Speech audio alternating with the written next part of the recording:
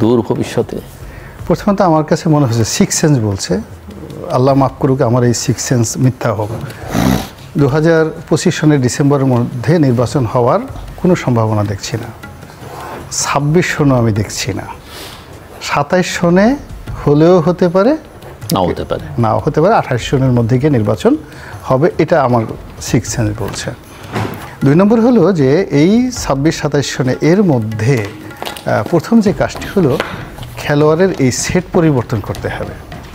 এইরকম সেট যদি থাকে কিয়ামত পর্যন্ত একটা নির্বাচন সুষ্ঠুভাবে, মানে জাতীয় নির্বাচন তো দূরের কথা, স্থানীয় নির্বাচন সুষ্ঠুভাবে হওয়া সম্ভব নয়। আপনি ধরেন 4টি ভাগে বা 5টি ভাগে যখন নির্বাচন করবে দেখবেন যে কি পরিমাণ রক্তারক্তি এবং কি পরিমাণ ঘটনা সেখানে ঘটে, এবং তারা যে হিসাবগুলো করছে একটা বোঝার চেষ্টা করে, একটা গোয়েন্দা সংস্থার বুদ্ধিতে এরা চলতেছে, এই দল গঠন তারপর শেষে নির্বাচন করা। এখন এখানে সাধারণত ফিল্ড লেভেলে major, lieutenant colonel, highest colonel লেভেলের কর্মকর্তারা কাজ করেন।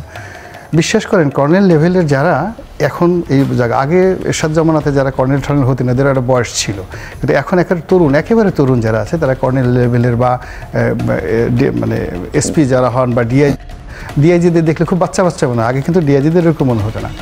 এখন এরা করে কি, এরা তাদের কি বুদ্ধি দেয় বা তাদের উপর প্রভাব বিস্তার করে যাদেরকে মনে করে তাদের সে বেকুব।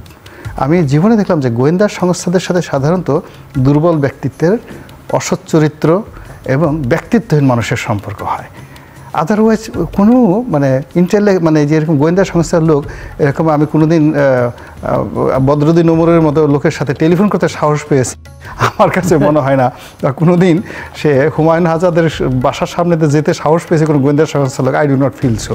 তারা খুঁজে মানে ভীতু, তারপরে সে লোভী, তারপরে শেষে যার উপর কাঁঠাল ভাঙা যাবে এবং যাকে দিয়ে যে কোনো কাজ করা যাবে, এই ধরনের লোক খুঁজে। তো কাজেই এখন যে জিনিসগুলো হচ্ছে, অর্থাৎ দল গঠন করা, তারপরে একটা স্থানীয় নির্বাচন আগে করা, তারপরে অতীতে এই যে স্থানীয় নির্বাচনের মূল থিমটাকে, এটা তো সবাই বুঝে যে আগে স্থানীয় নির্বাচন এরশাদ সাহেব করেছে, প্রেসিডেন্ট জিয়াউর রহমান করেছেন, তারা করে এই হানা ভোটের মাধ্যমে এদের মাধ্যমে একটা দল সৃষ্টি করে তারপর নিজেদের একটা ফান্ডামেন্টাল রাইটস তৈরি করেছে, তারপরে তারা সেই কাজ করেছে।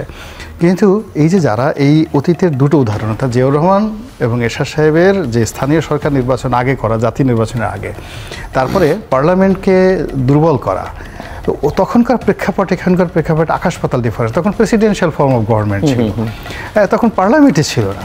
2 নম্বর হলো যে তখন মানুষের যে অভাব, অভিযোগ, চাহিদা থেকে শুরু করে তাদের যে কনসাসনেস, এটা অ্যাবসলিউটলি তখনকার জাতীয় আন্তর্জাতিক হতে পারে। আপনি দেখেন এক ডোনাল্ড ট্রাম্প এখন কি বলছে, 350 কোটি টাকা কারে কি দিচ্ছে এখন বাংলাদেশে, এটা আমার অস্থির যে ডোনাল্ড ট্রাম্পের কাছ থেকে 2 নম্বর হলো যে এই 27 সনে এনজিও কারে দিল। এখন ও ডোনাল্ড ট্রাম্প যে পাগল, খেলোয়াড়ের এই সেট পরিবর্তন, দুই একজনের নাম বলে ফেলে, এরকম আপনি চিন্তা করেন কেমন বলেছে। কিন্তু দুইজনের জাতীয় নির্বাচন, দুইজনের একটা প্রতিষ্ঠান সে দুষ্টামি করে বলল যে অমুক অমুক, আপনি ধরেন এমনি 4টি ভাগে বা 5টি ভাগে ধরেন ওনার নাম বলে দেখবেন যে ওনার বাসার সামনে সকালবেলা দেখবেন 100টা বুলডোজার হাজির, সঙ্গে 100টা বুলডোজার, নাজমুল হক প্রধান বা গোলাম মোল্লা রনি সেখানে টাকা নিয়েছে। ডোনাল্ড ট্রাম্প বলেছে আমি সকালবেলা দেখবেন বাসায় 100টা বুলডোজার আমার বাসার সামনে। That is happening in the country. তো এই অবস্থাতে যে নির্বাচন, সেই নির্বাচন বা যা কিছু আছে এটা হবে না। ফলে আল্লাহ এদেরকে বোধোদয় দেখ, এখন যারা আছেন তাদেরকে বোধোদয় দেখ, এবং একটা রাউন্ড টেবিলের মাধ্যমে, গোল টেবিলের মাধ্যমে একটা আলাপ আলোচনা করে এখান থেকে আমরা কি করে বের হয়ে সত্যিকার অর্থে দ্রুত একটা নির্বাচন করার জন্য আমাদের এই সমাজে আর কারা আছেন। এখন এখানে ইনু সাহেব আন্তর্জাতিক ব্যক্তিত্ব সম্পন্ন লোক আছে, উনি থাকতে পারেন অ্যাজ এ ইনস্টিটিউশনাল প্রধান হিসেবে তিনি থাকতে পারেন, কিন্তু উনি তো কোনো কাজ করবেন না। কাজ যারা করবেন সেই জায়গাগুলোতে ইমিডিয়েটলি অ্যাজ আর্লি পসিবল, এটা যদি 24 ঘন্টার মধ্যে সংস্কার, এত আলোচনা হলো, এটা কিছু আপনি সংস্কার যারা হচ্ছে এটা কিছুই হবে না, এটা অশ্বডিম্ব। মানে প্রথমত তারা যে সংস্কারগুলো করেছেন বা লিখেছেন, it's look good, sounds good, but এর একটা সংস্কার বাংলাদেশের প্রেক্ষাপটে বাস্তবায়ন করা সম্ভব নয়। পার্লামেন্টারি কমিটির আমি ওটা দেখেছি, নির্বাচনের ওটা দেখে সব কিছু একেবারেই অ্যাবসলিউট সম্ভব নয়।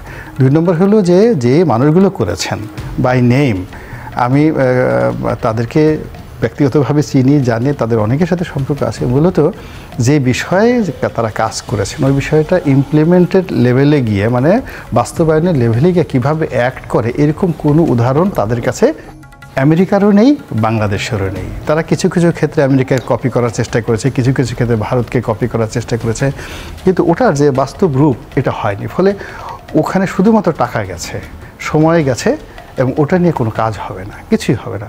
আর এটা হলো কি, যখন পার্লামেন্ট গঠন হয়ে যাবে, পার্লামেন্ট গঠন হওয়ার পর যারা পার্লামেন্টের সংখ্যাগরিষ্ঠ দল থাকবে ওটা তাদের হাতে, তারা হাতে। বরং এই সময়টিতে রাজনীতি খুবই প্রতিহিংসা পরায়ণ, রাজনীতিতে কেউ কাউকে ক্ষমা করে না।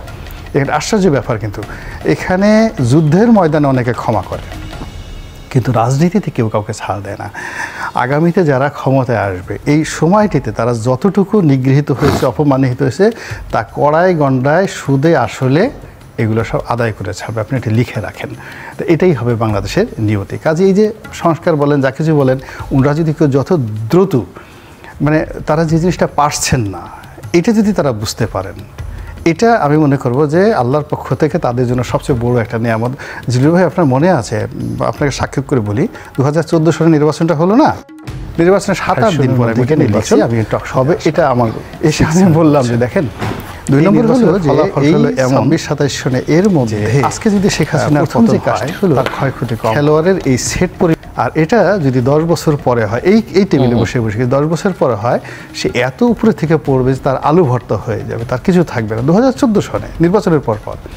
এবং আমি স্পষ্ট দেখতে পাচ্ছি যে আওয়ামী লীগের অফিস খোলার মতো কোনো লোক পাওয়া যাবে না, হয়তো আমাকে ভাড়া করে নেওয়া লাগতে পারে। আপনি চিন্তা করতে পারেন 2014 সনে এই কথাগুলো বলছি। ফলে আজ আবার এই অনুষ্ঠানে ডক্টর ইউনূসকে দ্বারা হবে না, এটা কিন্তু আমি আগস্ট মাসে একটা টক শো হয়েছে, এখানে এসে আমি ফার্স্ট বলে গেছি, সে নিজে আশ্চর্য হয়ে গেছে। বিকজ আমরা তো আমরা সবাই ডক্টর ইউনূস 28 সনের মধ্যে গিয়ে নির্বাচন কি হলো, আমাদের সাথে সম্পর্ক ভালো, এরকম একটা কথা বললেন। কিন্তু এখন দেখেন, আমি যে কথা আগস্ট মাসে বলে গেছি, 26-27 কথা এর বাংলাদেশে বলছি। আমি একটা সময় বলছিলাম যে এই যে যেরকম একটা রাজনৈতিক খেলোয়াড়ের এই গোলাতে পরিবর্তন হচ্ছে, সবার আগে জামাত বিপদে পড়বে। এখন দেখেন, জামাতের ঘোর শত্রু যে সময় ইসলামী সংগঠন, তারা মাজার ভাঙছে, দায় পড়ছে জামাতের ঘাড়ে।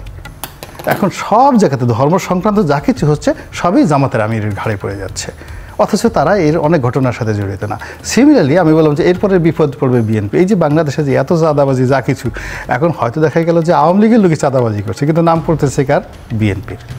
এরকম অবস্থাতে তো এই যে একটা অবস্থা, প্রত্যেকটা রাজনৈতিক দল আমরা এমন একটা ঘুড়ি পাকের মধ্যে গিয়ে নির্বাচন, ওখান থেকে বের হওয়া, এটা আমার অবস্থা নাই যতক্ষণ না পর্যন্ত একটা। 2 নম্বর হলো যে এই 26-27 সনে প্রথম যে কাজটি হলো একটা বিষয়, খেলোয়াড়ের এই সেট লোকাল গভর্নমেন্ট নির্বাচন আসলে কিন্তু নরমাল এরকম যদি থাকে, কেমন এত বেশি ওখানটা কি হয়, জাতীয় নির্বাচনে যেটা রেসলিংটা হয়, তাহলে লোকাল গভর্নমেন্ট নির্বাচন করবে আগে, এই তো বোকার সঙ্গে বাস করতেছে, আর দিন যে আগে যে লোকাল গভর্নমেন্ট নির্বাচনগুলো হয়েছে আইয়ুব খানের সময়, এরশাদের সময় না, তখন লোকাল গভর্নমেন্ট খুব ফেয়ার ভালো হয়েছে, কিন্তু এটার গবেষণা আছে, এটাতে রাষ্ট্রপতি অনেকেই আছে, খুব ভালো নির্বাচন হয়েছে।